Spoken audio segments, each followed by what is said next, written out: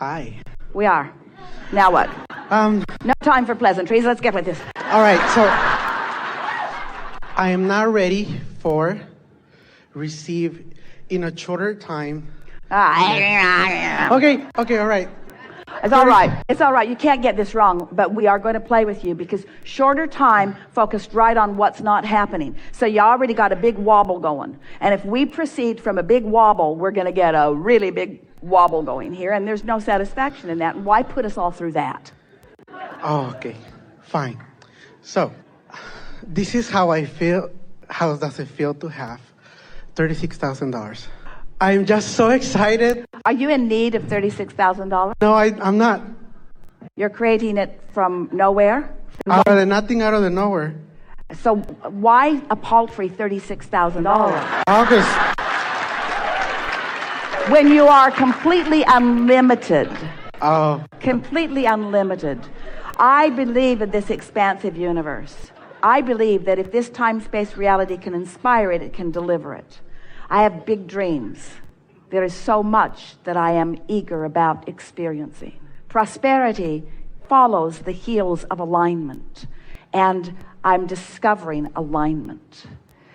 What has happened in my past has no relevance to what's happening in my future, because my current vibration is everything. I'm current in my offering. My vibrational offering is current.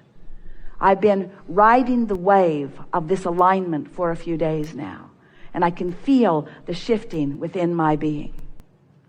I can feel this clear path between myself and my desire, and I'm happy that my desire will continue to expand.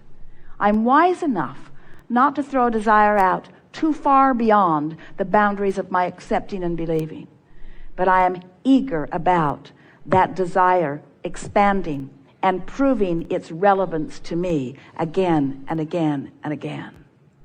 I accept my worthy nature, and I do not accept that what has been in defiance of my worthiness. I believe that my worthiness has always been a factor within me that I have not perceived fully. Now I am perceiving it fully. And now that I have that factor of worthiness and self-respect and expectation of well-being powerfully within myself, now I know that the universe is going to allow me to perceive even more. I get it that creating this money is more about me perceiving the path to it. And I get it that my perception of this path is about me soothing myself along that trail. Not about me hyping myself up to it. It's not about the words that I say. It's about this steady sureness of well-being that I feel within myself. I know that I am good. I know that law of attraction is real. I know that the universe is abundant. I know that it is expanding for me. I've felt this for a very long time. When I was born into this time-space reality, I could feel the prosperity trajectory that was mine. It has seemed off to me any moment that I was not upon it. And I'm delighted to be back on this track. I expect well-being to show itself to me, not all at once, in an incremental, steady, evolving, unfolding, natural, perfect state. I embrace and accept whatever ways the universe wants to flood this abundance to me. And I fully anticipate it to come on the heels of ideas that are flowing to me from this state of knowing the well-being and the perfection and the worthiness of that which is me. I say to the universe, here I am, bring it on. Good morning. I have two questions today. First time I met you was in October, and I asked you a question about relationships. I said, I want a relationship, and you said, let it go. And then you said, wake up in the morning and stay with that 17 seconds and feel great and everything. And I did that, and so many things changed and had a lot of fun and stuff like that. And I guess my question today is that I go through my day, and let's say a song comes on the radio, and I don't feel bad about it, but it makes me think about having a relationship, and then I go with it without noticing that I'm going with it. And a lot of momentum in a lot of those songs. Yeah.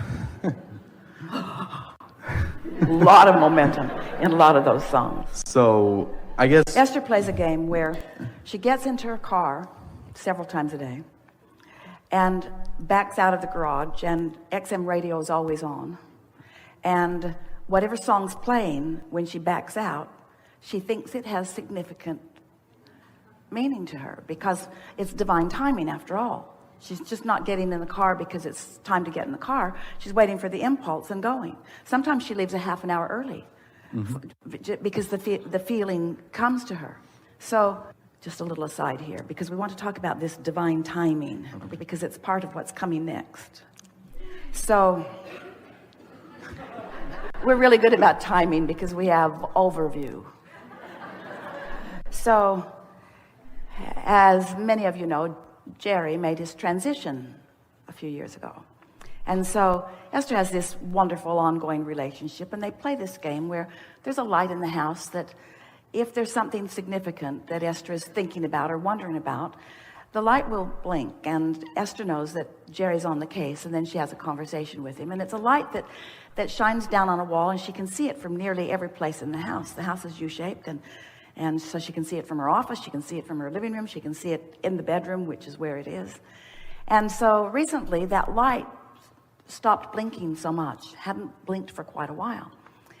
And she has a beautiful kitchen with a stainless steel hood over her stove, and the light on that hood has never worked, which doesn't matter because there are plenty other lights in the kitchen, and she just hasn't taken the time to do anything about it.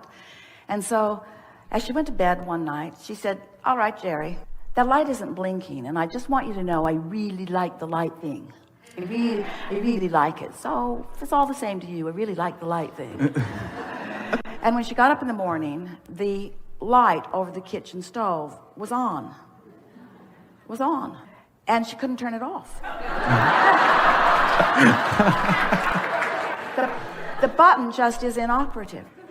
So she wants to think that that's Jerry who's turned that light on just for fun, because it's just like him to not do it the way she wants him to do it, but to do it sort of the kind of way she wants him to do it, but to really do it the way he wants to do it. It was so Jerry.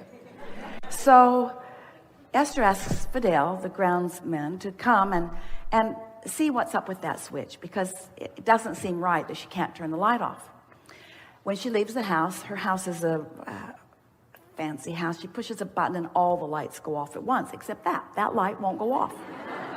So Fidel comes over and he dismantles it and takes it all apart and makes the light go off. And Esther says, "Thank you very much." And now that light isn't on for a little while. And then a few days later, Esther gets up and she notices the light is on again. And again, she cannot turn it off. So now she's on her way somewhere. She gets in her car.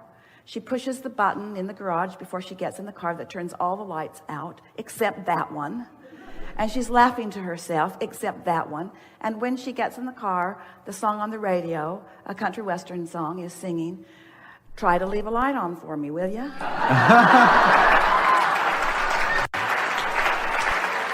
Those are the words. Those are the words. Now, so many people just want to call these things coincidence. We want you to understand that there is divine timing going on in your experience all day, every day.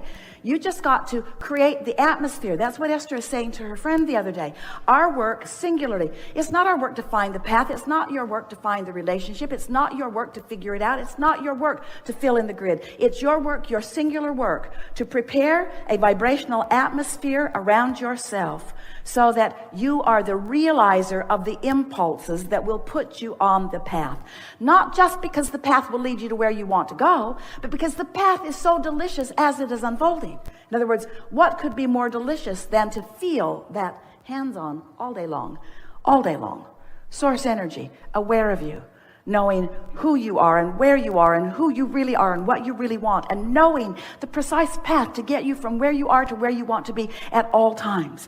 All you got to do is chill and follow the impulses, you see. And those messages come to you in endless ways through songs. Esther will be sitting and writing something, and a hummingbird will come and almost touch her on the nose, as if to say, "That's the point we were hoping you'd get."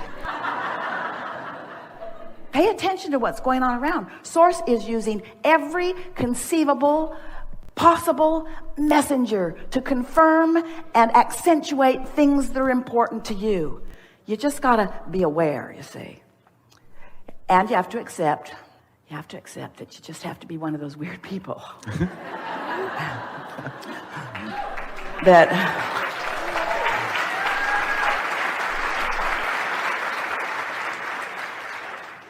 So just follow the signs? Follow the signs, yes. But just before that, prepare yourself to be aware of the signs. That really is the work. You can't be mad and follow the sign to where you want to be. In other words, it's that unconditional thing. It doesn't matter. It doesn't matter how long it takes. You know it's coming. It doesn't. Just find some feeling. Try to find some touchstone, like Esther did with the video. Something that you remember, some moment in time, some moment when you felt unconditional. And by unconditional, we mean singular. We mean unconditional. We mean nothing necessary, no condition necessary to produce the feeling. It's just the feeling. It's what meditation will do for you. Meditation puts you in a place of unconditional love. If you can get your mind clear, that's what happens. You just get into that vibration where there's no condition that is contradicting your vibration, and then you're in that place of unconditional love.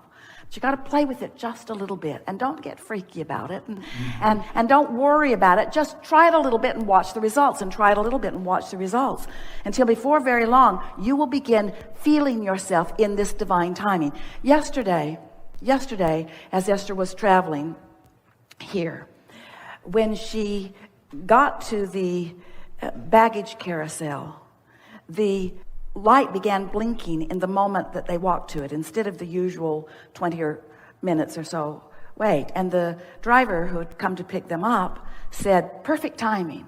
And Esther thought, that's about the fourth time today somebody has actually said the words, "perfect timing."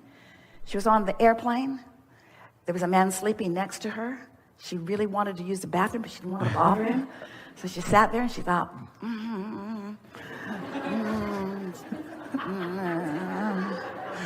And then he woke up after her second loud sneeze.